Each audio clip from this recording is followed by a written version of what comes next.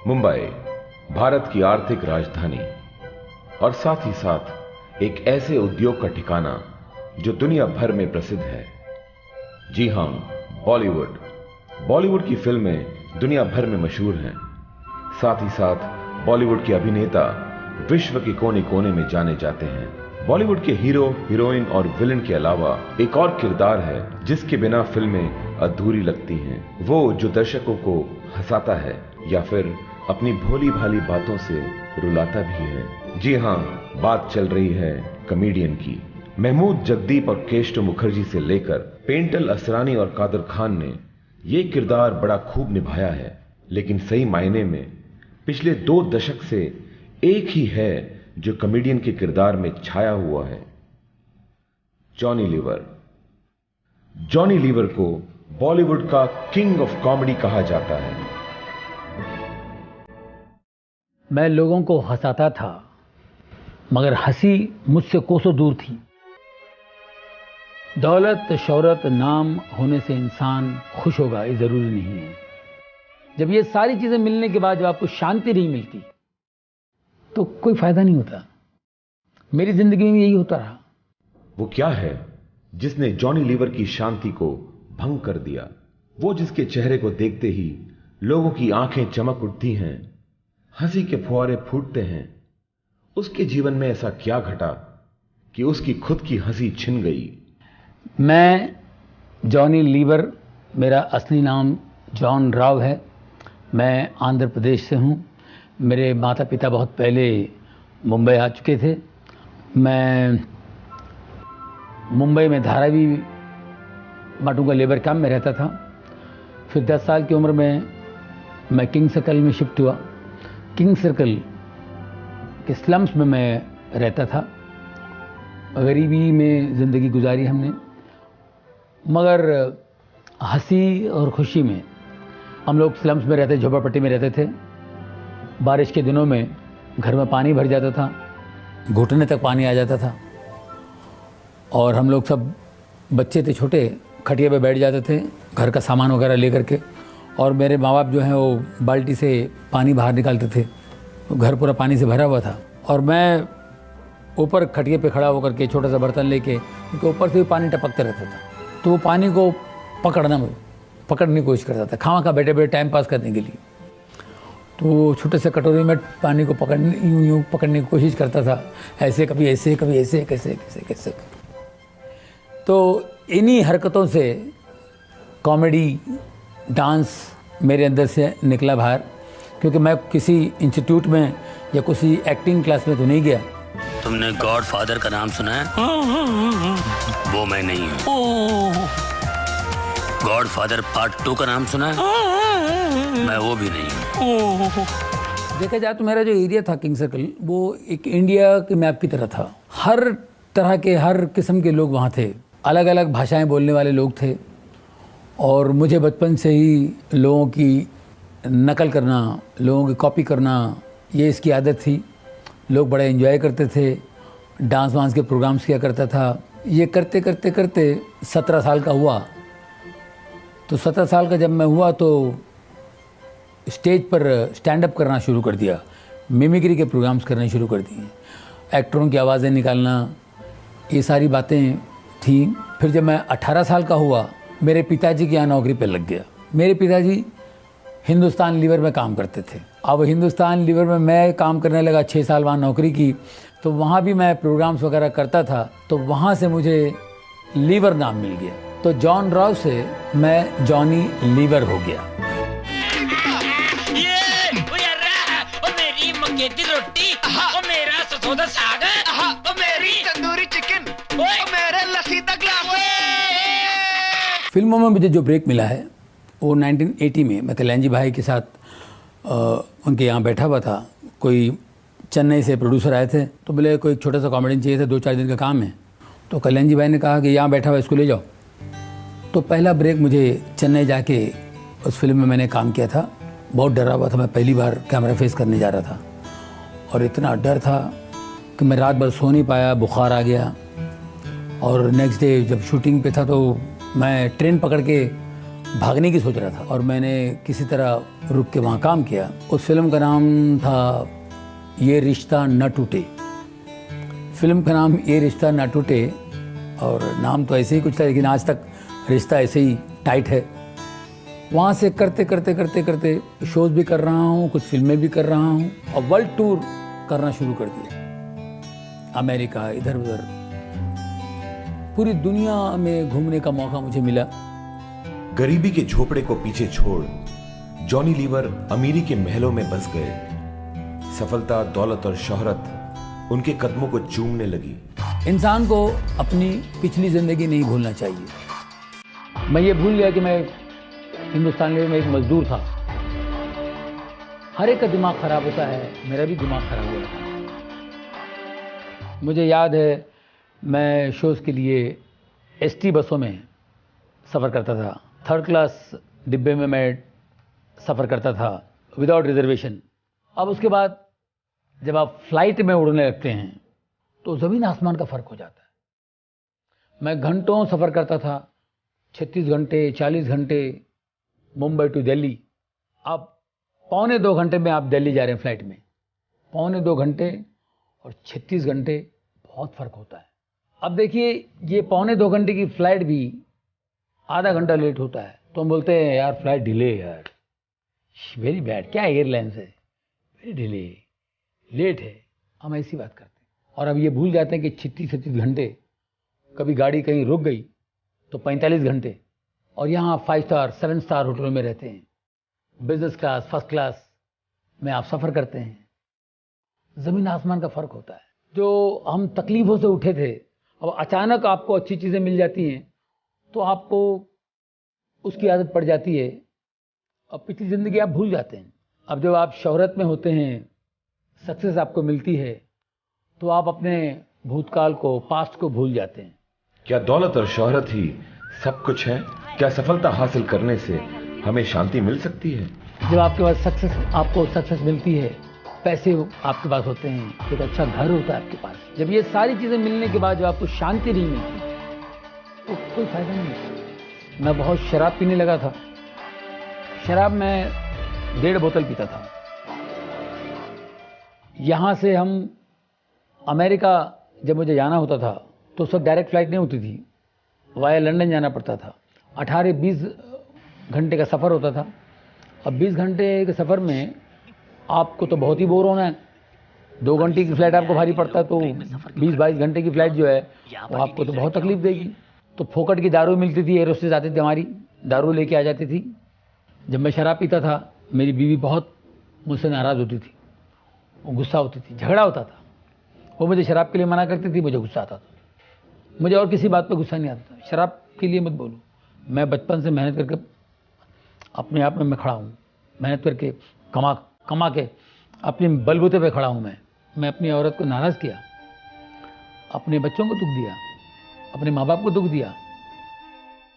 शराब में डूबे हुए कॉमेडी के बेताज बादशाह को जरा भी एहसास नहीं था कि उसके जीवन की सबसे बड़ी चुनौती उससे कुछ ही कदम दूर थी। मेरे बेटे को ट्यूमर हो गया था गले पे, ऑपरेशन नहीं कर पाएंगे क्योंकि ट्यूमर वो नसों में जकड़ा हुआ है। एक भी नस बाय मिस्टेक कट जाए वो पैरालाइज हो जाएगा। क्या जॉनी लीवर अपनी ताकत में चलते हुए अपने जीवन की सबसे कठिन परीक्षा का सामना कर पाएंगे? मेरे बेटे को ट्यूमर हो गया था गले पे। अब मैंने उसका बहुत इलाज किया, डॉक्टर के पास गया, डॉक्टर ने कहा इसका ऑपरेशन करना पड़ेगा।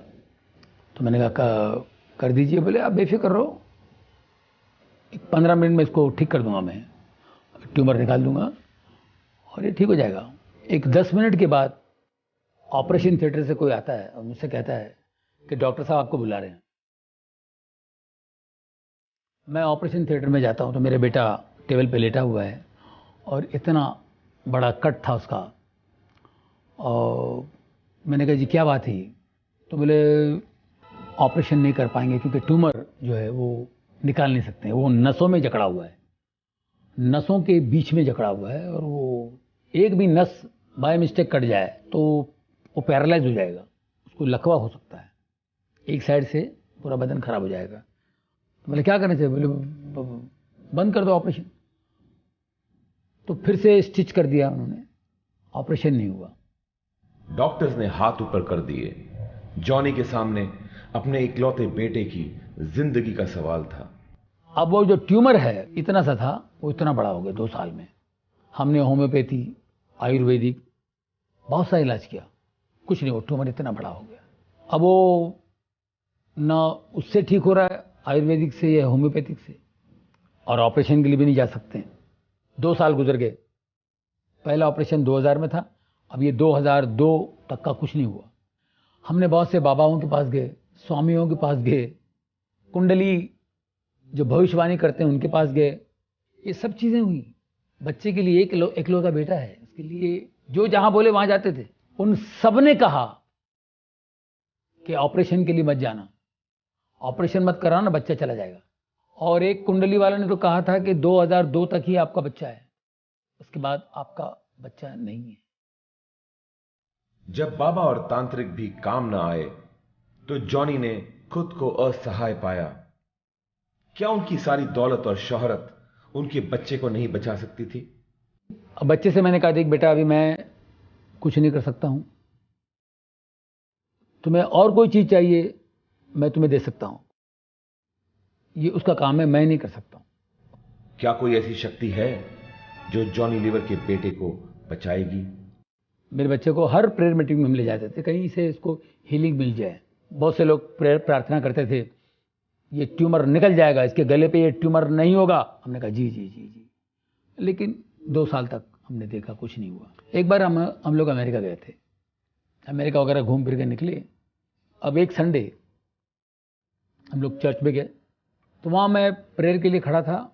जो पास्टर की नज़र पड़ी मेरे बेटे के ट्यूमर पे, तो मैंने कहा जी ये ट्यूमर है। उन्होंने कहा इसको ले जाओ न्यूयॉर्क में एक हॉस्पिटल है स्लोन केटरिंग, उसमें ले जाओ, ये ठीक हो जाएगा, इसको खुदा ठीक करेगा, तुम खुदा के घर में हो, God is going to heal him, take him to Sloan Kettering hospital, it's a good hospital, God is going to heal him, God is going to heal him.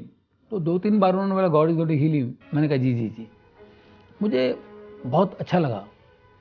उन्होंने ये नहीं कहा कि हॉस्पिटल बहुत अच्छा है, वहाँ के डॉक्टर बड़े अच्छे हैं, डॉक्टर्स आपको ठीक करेंगे, डॉक्टर का नाम नहीं लिया, इसको ले जाओ, God is going to heal him.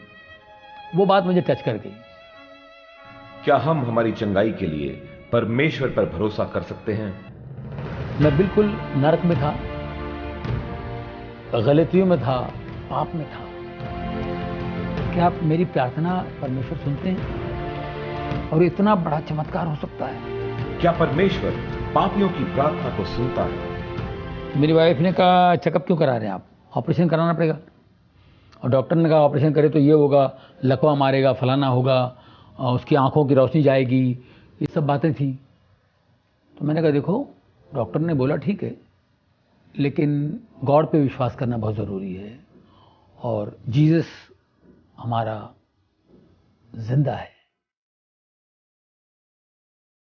तो मेरी वाइफ ने कहा अगर वो जिंदा है तो आपसे बात करेंगे, आप उनसे पहले पूछिए। अगर वो खुद आपसे बात करते हैं, खुद बोलते हैं कि ऑपरेशन करो, तो ही मैं अपने बच्चे को अलाउ करूंगी, और मैं अपने बच्चे को ऑपरेशन के लिए मैं इजाजत नहीं दूंगी। मेरी वाइफ ऐसे खड़ी थी, मैं भी खड़ा था। मैं तुरंत घुटने टेका और उधर ही प्रार्थना शुरू की। मैंने कहा परमेश्वर, यीशु के नाम से मुझसे बात कर, मुझे बता कि मैं ऑपरेशन के लिए जाऊं कि नहीं। और मुझे आवाज आई, जा बेटा जा, ऑपरेशन कर, डर मत, मैं तेरे साथ हूं। मेरा बदन पूरा ऐसा चल। मैंने वाइफ से कहा, मुझे आवाज आई, बोले ऑपरेशन करो, ऑपरेशन के लिए जाओ। तो मेरी वाइफ ने एग्री की, ठीक है। क्या जॉनी लीवर ने वाकई परमेश्वर की आवाज सुनी, या फिर यह उनके मन का वहम था? हम लोगों को डर था को पैरालाइज होगा, आंखों की रोशनी कम होगी, लेफ्ट हैंड बिल्कुल 100% पैरालाइज होगा। यहाँ बहुत से लोग प्रार्थना कर रहे थे मेरे बेटे के लिए, हम भी बहुत प्रार्थना में थे। अब सिर्फ हमने परमेश्वर पर विश्वास करके ये तय किया था कि ऑपरेशन कर लिया जाए। अब ऑपरेशन के दिन 3 घंटे का ऑपरेशन था और मेरा बेटा ऑपरेशन थिएटर में था। 3 घंटे के बाद मेरा बेटा बाहर आया। हम लोगों को डर था, जैसे कि यहाँ उन्होंने कहा था को पैरालाइज होगा, आंखों की रोशनी कम होगी, लेफ्ट हैंड बिल्कुल 100% पैरालाइज होगा। लेकिन मेरा बेटा 3 घंटे बाद जब बाहर आया, अपने लेफ्ट हैंड से बोला, daddy I am absolutely all right. बिल्कुल ठीक था। 11:30 बजे वो बाहर आया और 12:30 बजे वो वीडियो गेम खेल रहा है। बिल्कुल उसको कोई प्रॉब्लम नहीं। मैं बिल्कुल नरक में था, गलतियों में था, पाप में था। मैंने कहा कि आप मेरी प्रार्थना परमेश्वर सुनते हैं और इतना बड़ा चमत्कार हो सकता है, और ये चमत्कार कोई मजाक नहीं है, कोई मामूली चमत्कार नहीं है, इसको मैं इजी नहीं दूंगा। जिस दिन मेरा बच्चा ठीक हुआ, उसका ऑपरेशन बिल्कुल सही तरीके से हुआ, उसको जब चंगाई मिली, मेरी जिंदगी बदल गई। इतने बड़े चमत्कार का जॉनी के जीवन पर क्या असर हुआ? अब इसके लिए मुझे दारू छोड़ना पड़ेगा, सिगरेट छोड़नी पड़ेगी। वो सामर्थ जिसने जॉनी के बेटे को चंगा किया, क्या वही सामर्थ जॉनी को उनकी बुरी आदतों पर विजय दिला सकता है? तो मैंने सोचा कि भाई जिंदगी में बदलाव तो आने चाहिए, तो ये सारी चीज़ें छोड़ दूँ, शराब, सिगरेट, ये वो। मैंने सारी चीज़ें छोड़ दी, शराब, सिगरेट, गंदी बातें बोलना, किसी के बारे में गलत बोलना। मैंने कहा इसको छोड़ दो। शराब मैं 1.5 बोतल पीता था और 4 पैकेट सिगरेट पीता था। बहुत मुश्किल था मेरे लिए छोड़ना ये। बारिश के मौसम में बहुत तकलीफ होती थी, मुझे तलब आती थी, लेकिन मैं प्रार्थना करता था कि परमेश्वर मुझे शक्ति दे, यीशु मुझे ताकत दे, मैं नहीं हाथ लगाऊँ इसको। कोई कहता है कि वाइन तो पी सकते हैं, मैं वाइन भी नहीं पीऊँगा, मैं टच ही नहीं करूँगा, कोई चीज़ नहीं पीऊँगा। जब परमेश्वर की रोशनी आती है तो एक ताकत आती है आपके अंदर, और उस ताकत से आप इन चीज़ों को फॉलो कर सकते हैं, इस मार्ग पे चल सकते हैं। हम अपने गलतियों से सीखते हैं, गलतियों से ही हम सीखते हैं, मगर गलती का पता चले तब ना। दोस्तों, जब मेरी ज़िंदगी में रोशनी आई तो सबसे पहले मैंने अपनी बीवी से माफ़ी मांगी, क्योंकि मेरी बीवी बहुत परेशान थी मुझसे। मैंने उससे बहुत बार, एक बार नहीं कई बार माफ़ी मांगी, क्योंकि बार बार याद आता था। जब भी याद आया माफ़ी मांगी, जब भी याद आया माफ़ी मांगी। मेरी वाइफ बोलती है, अरे ख़त्म हो गया, अभी फिनिश, अब ऐसा मत कीजिए, अभी आपने इतना, आप में चेंज आ गया और आपने इतना कर दिया कि वो पूरा वसूल हो गया है। मेरी ज़िंदगी में इतना बदलाव आ गया है। 2002, आज 2013 है, 11 साल हुए हैं। बहुत कुछ करके, इतना कुछ कमा के, नाम कमा के, पैसे कमा के, शांति नहीं थी। और मैं बीच में 10 साल काम नहीं किया, इनकम बिल्कुल नहीं था, लेकिन मैं शांति से था, पहले से ज़्यादा शांति। मेरी औरत बोलती है, आप कमाते नहीं, फिर भी हम लोग हंस रहे हैं, एंजॉय कर रहे हैं, प्रभु की स्तुति कर रहे हैं, प्रभु का धन्यवाद कर रहे हैं और खुश हैं। तो ये दौलत जो है, ये दौलत हर एक की ज़िंदगी में चाहिए। तो काम अच्छा भी होता है, बुरा भी होता है, अब आपके ऊपर है, अच्छा करो या बुरा करो। टैलेंट को अच्छी तरीके से यूज़ करो या बुरी तरह से। तो मैंने क्यों ना अच्छा काम क्यों ना करें, जब परमेश्वर की देन है तो अच्छा काम क्यों ना करें। तो अच्छे रोल्स आते हैं तो मैं करता हूँ, अच्छे शोज आते हैं मैं करता हूँ। फैमिली वाले जो बैठ के मुझे सुने, अच्छी बातें सुने, और जब भी वक्त मिलता है परमेश्वर की सेवा करता हूँ। इतनी शांति मिलती है मुझे, मेरे परिवार में खुशी है। यहाँ तक का मेरी वाइफ सेवा करती हैं, मेरी बेटी चर्च में वर्शिप लीड करती हैं, वो अच्छा गाती हैं, और मेरा बेटा ड्रम्स प्ले करता है। हम चारों मिलकर सेवा कर रहे हैं, और आज हमको इतनी शांति है और इतना सुकून है। जो बदलाव मेरे जीवन में आया है, मैं चाहता हूँ यही बदलाव आप लोगों के जीवन में भी आए। आप भी परमेश्वर को जानें, कौन है सृष्टिकर्ता, वो एक है, वो कौन है। परमेश्वर का हाथ थाम लीजिए, उनके बेटे यीशु के नाम से आपका हाथ थाम लेगा। बदलने की शक्ति है। अगर आप बदलने की शक्ति को पाना चाहते हैं तो स्क्रीन पर दिए हुए नंबर पर संपर्क कीजिए और मुफ्त किताब हासिल कीजिए।